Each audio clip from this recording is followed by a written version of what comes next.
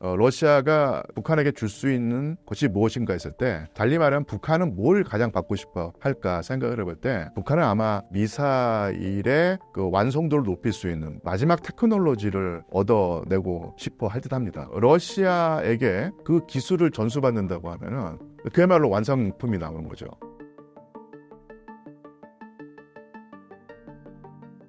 안녕하세요. 저는 상명대학교 역사 콘텐츠학과에서 강의도 하고 연구도 하고 학생들과 같이 어울려 지내는 류한수 교수입니다. 최근 북한의 러시아 파병 이야기가 이슈가 되고 있습니다. 어떤 내용인가요? 뉴스를 잘 챙겨보신 분들은 아시겠지만 북한이 10,000명이 넘는 병력을 러시아에 파견을 했고 곧바로 지금 러시아 우크라이나 전선에 투입돼서 전투병력으로 우크라이나 군과 교전을 할 듯하다 이렇게 됐는데요. 일단 좀 상황이 유동적인 것이 분명히 북한의 상당수 인력이 러시아에 파견이 된 듯한데 군인이냐 아니면 일반 노동자냐 쉽게 말해 인력이냐 여기서도 좀 확실치가 않은 듯하고요. 군인이라고 가정을 하면 군인이 실제 전투병력이냐 아니면 이제 보조병력이냐 여기서도 좀 확실한 정보가 없는 듯합니다. 이런 북한 군 내지 북한 인력의 그 파견에 관한 그 정보 소스가 주로 이제 우크라이나 정부와 대한민국일 텐데, 그러니까 우크라이나 같은 경우는 당연히 전시이기 때문에 프라파간다의 측면이 많아서 그쪽에서는 전황을 어떻게든 유리하게 만드는 것이 급선무기 때문에 어떤 뉴스의 진위 여부를 따지지 않거든요. 예를 들어서 이런 예를 들 수 있겠죠. 우크라이나 측에서 북한군이 파병된 것이 분명하다라고 하면서 증거를 대는데 그게 누렁이 계곡이라고 하는 통조림을 내보였죠. 정말 우크라이나 정부 말대로 북한 군인들이 전선에 투입되느냐라는 질문을 받으니까 우크라이나 측에서 증거가 있다고 하면서 사진을 여러 됐는데 그 중에 하나가 바로 누렁이 계곡이었다는 얘기입니다. 당연히 우크라이나 사람이나 러시아 사람들은 계곡이 안 먹고 한국인들이 먹는데, 근데 문제는 뭐냐면 북한에서는 그 계곡이란 말을 안 쓰거든요. 거긴 단곡이라고 하는 표현을 씁니다. 그래서 누가 보더라도 그 계곡이 통조림 이거는 조작된 어떤 그 사진이란 사실이 드러나니까 우크라이나 측의 얘기도 100% 옳다, 맞다라고 보기가 힘들고, 그러니까 대한민국에서 나오는 정보란 것인데 이게 중요한 건데, 문제는 뭐냐면 이게 보통 대한민국 측의 소스가 국정원입니다. 근데 국정원은 정보기관이기 때문에 그 모든 정보기관은 스스로를 드러내지 않으려고 하거든요. 그래서 그 정보를 획득하더라도 예를 들면 대한민국 외무부라든지 아니면 대한민국 국방부 측에 그것을 넘겨서 그쪽이 발표를 하게 하는데, 이번에는 어떤 이유였는지 몰라도 음지에 있어야 될 국정원이 양지의 모습을 드러내서 자신들이 취득한 정보를 다 공개하는 형식이라는 얘기죠. 이걸 어떻게 해석해야 될까도 상당히 고민이 된다는 얘기입니다. 미국이나 서방 언론도 이런 북한군 파병에 관한 그 정보를 전할 때 뭐뭐에 따르면, 예를 들면 우크라이나 정부에 따르면, 대한민국 정부에 따르면이라고 하면서 자신들의 어떤 그 판단이 아니라 그쪽에서 얻은 판단의 근거에서 이렇게 추정한다는 식이 되기 때문에 확실하다고 볼 수가 없어요. 또 하나 좀 눈여겨봐야 될 것이, 가정을 해서 북한군이 파병됐다고 하더라도 어떤 보도에서는 북한 최정예 부대다, 폭풍 부대다라고 하면서 보기만 해도 어떤 코스가 철철 흘러넘치는 아주 전투적인 그런 군인들의 영상을 보여주는데, 또 다른 또 보도에서는 북한군이 그 우크라이나 전선에 투입돼봤자 총알바지밖에 못한다. 근데 사실 북한의 최정예 부대인데 총알바지 역할밖에 못한다는 것이 어떻게 보면 이게 악의가 안 맞는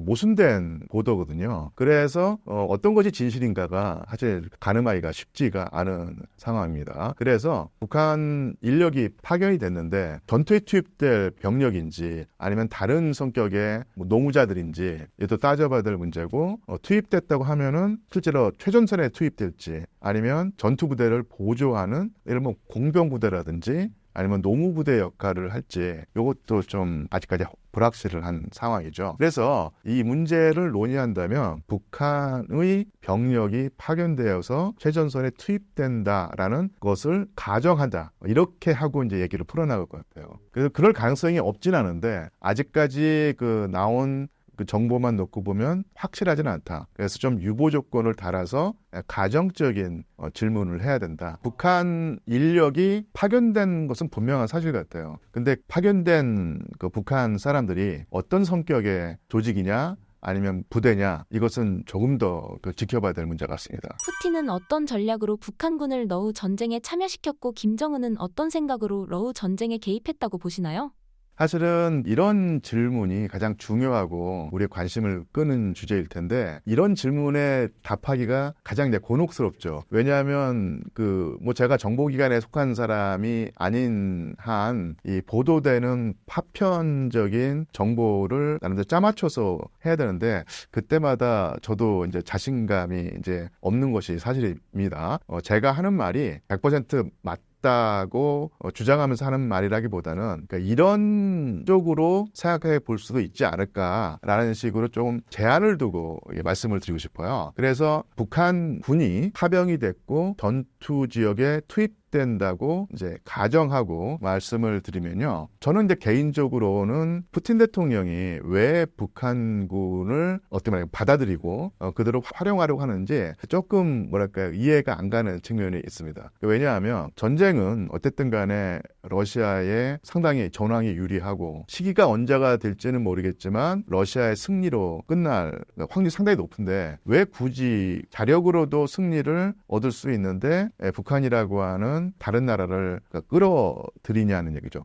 도움이 되지 않지는 않겠지만, 도움이 되겠지만, 당연히 북한군이 투입됐을 때 미국이든지 아니면 서방이든지 당연히 대한민국이 엄청나게 반발하고 러시아에게 따지는 그런 상황일 텐데, 그런 걸 감수했느냐 좀 궁금한 측면이 있습니다. 그래서 이건 조금 더 시를 두고 푸틴의 의도를 파악해야 할 듯 하고요. 북한의 김정은 지도부는 제가 볼 때는 여기서 많은 것을 얻어낼 수 있다고 생각을 한 듯 합니다. 그러니까 일단 러시아에게 군사적인 원조를 해서 효과를 보면, 나중에 이 동북아시아 지역에서 혹시라도 분쟁이 일어났을 때 북한이 러시아에게 아주 당당하게 원조를 요청하고, 그 원조도 상당히 고강도의 원조를 요청할 수 있는 바탕을 다진다고 할 수 있죠. 그리고 또 하나 생각해 볼 수 있는 것이 뭐냐면, 북한은 나름대로 이 전쟁의 추이와 미국의 상황을 예측을 했다고 보여요. 그래서 나타난 결과만 놓고 조합을 해보면, 북한은 러시아 우크라이나 전쟁은 러시아의 승리로 끝난다, 그쪽으로 가고 있다고 확신을 했고요.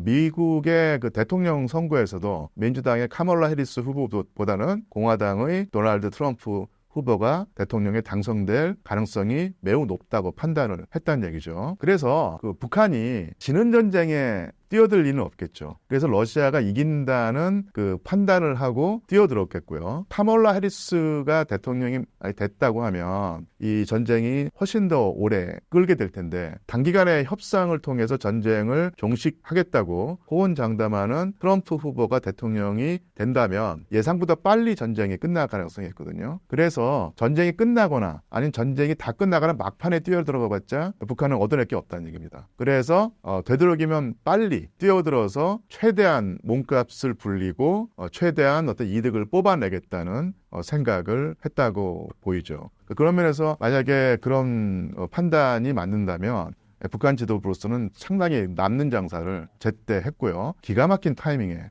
뛰어들었다고 볼 수 있겠죠. 그렇다면 북한의 러시아 파병 문제에 대한 한국의 대응은 어떻게 보시고 앞으로 어떤 방향으로 대응해야 된다고 생각하시나요?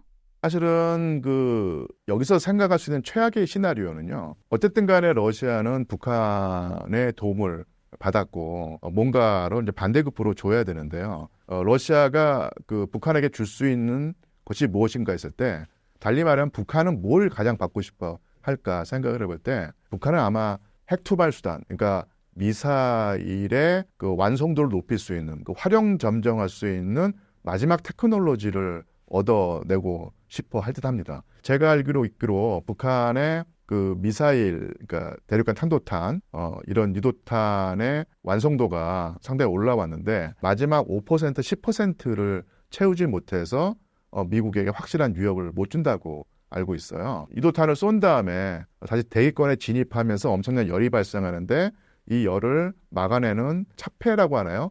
그 기술이 있어야 되는데 이게 안 되기 때문에 맨 마지막 쉽게 말하면 완성을 못 하고 있는데 러시아에게 그 기술을 전수받는다고 하면은 그야말로 완성품이 나오는 거죠. 북한으로서는 전쟁이 끝나거나 막판에 우리가 이렇게 피를 흘리면서 도와줬는데 당연히 우리가 요구하는 미사일 기술을 우리에게 줘야 되는 거 아니냐라고 요청을 하고 만약에 푸틴 대통령이 그것을 들어준다고 하면은 그야말로 북한이 바라는 세상의 그림이 완성된다는 얘기입니다. 미국에도 엄청난 위협이 되는 거기 때문에 미국이 향후에 있을 북한과의 어떤 교섭에서 북한의 어떤 위상을 높이 설정할 수밖에 없는 것이고 대한민국으로서는 북한의 그런 핵 무기 고도화가 완성이 된다고 하면은 그야말로 안보에 그나큰 구멍이 뚫리는 것일 텐데요. 여기서 하나 생각해야 될 점이 러시아는 당연히 세계 최고 수준의 군사 테크놀로지를 가지고 있는 국가인데 지금까지 역사를 지켜보면요. 아무리 그러니까 옛날에 소련이든 러시아든 우방 국가에게도 가장 핵심적인 군사 테크놀로지를 전수한 경우는 없어요. 중국에도 그랬고 베트남에게도 그랬고 냉전 시대 때 북한에게도 그랬습니다.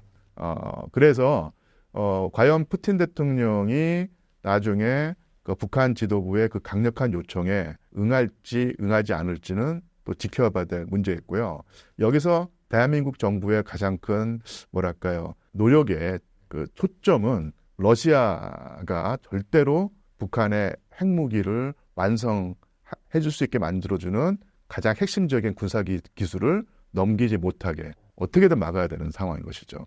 이것이 성공한다면 그나마 최악의 시나리오를 비껴갈 수 있지만 이것을 제대로 해내지 못한다고 하면은 그야말로 상당히 생각하기조차 끔찍한 상황이 조성된다고 할 수 있겠죠. 그렇다면 한국이 우크라이나에게 무기 지원이 아닌 러시아가 북한에게 군사 기술을 넘기지 못하게 협상하는 게 유리한 대응 방식이라고 생각하시나요?